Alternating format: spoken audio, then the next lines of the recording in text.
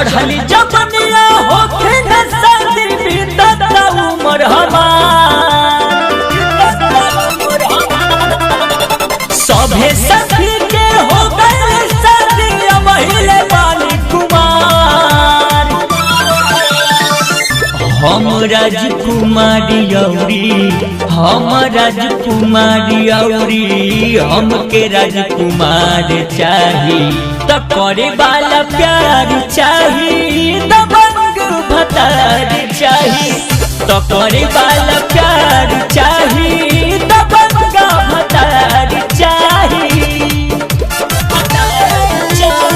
Recording by Krishna studio Muzaffarpur.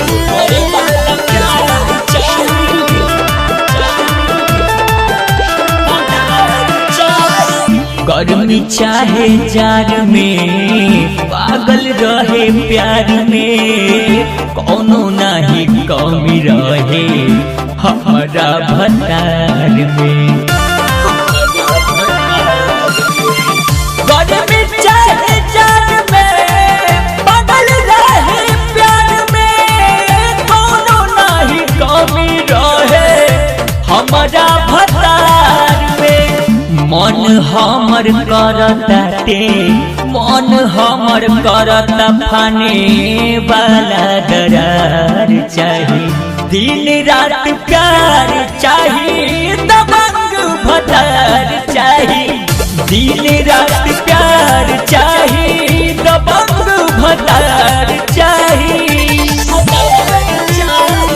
Recording by Krishna studio Muzaffarpur.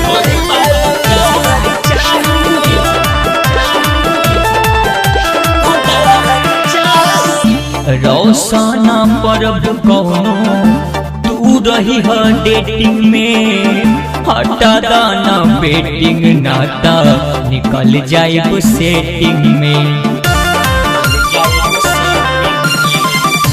रोशना परब कौनो तू रही है डेटिंग में हटा दाना बेटिंग नाता निकल जाए सेटिंग में।